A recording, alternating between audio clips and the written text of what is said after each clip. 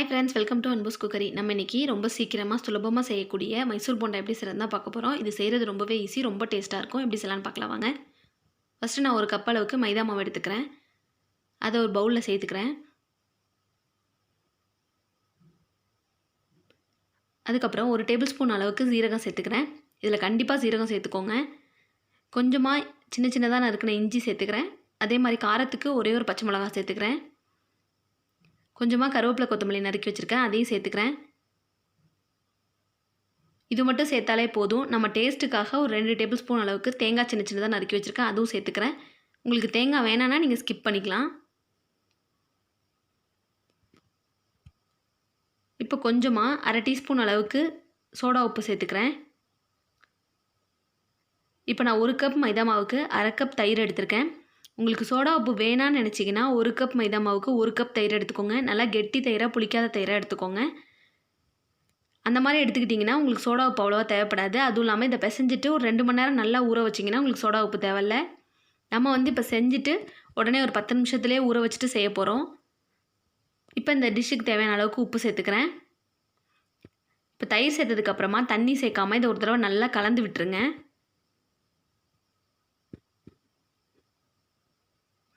இப்போது கொஞ்சம் கொஞ்சமாக தண்ணி சேர்த்து இதை பிசைஞ்சிக்கலாம். ரொம்ப தண்ணி சேர்க்காதீங்க. இது கொஞ்சம் கெட்டியாக தான் இருக்கணும், அப்போ தான் உங்களுக்கு போண்டா நல்லா வரும். இந்த அளவுக்கு கெட்டியாக இருந்தால் போதும். இந்த அளவுக்கு நல்லா பிசைஞ்சதுக்கப்புறமா நான் ஒரு டேபிள் ஸ்பூன் அளவுக்கு எண்ணெயை சூடு பண்ணி எடுத்திருக்கேன். அதையும் இதில் சேர்த்துக்கலாம். சேர்த்துட்டு கை வைக்காதீங்க, ஸ்பூன் வச்சு கலக்கிக்கோங்க. இந்த மாதிரி சூடு பண்ண எண்ணெயை சேர்க்கும் போது நமக்கு நல்லா கிறிஸ்பியாக வரும்.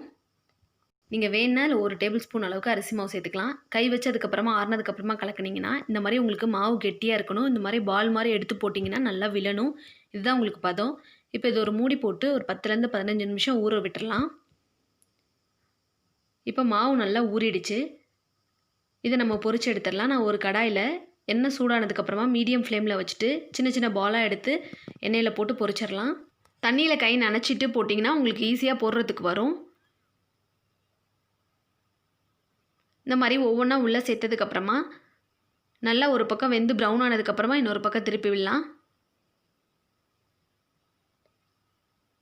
நம்ம போண்டா கரெக்டான கன்சிஸ்டன்சியில் இருந்ததுன்னா நீங்கள் இந்த மாதிரி போட்டு கொஞ்சம் வெந்ததுக்கப்புறமே அதுவாக தானாக ஒரு பக்கம் திரும்பும்.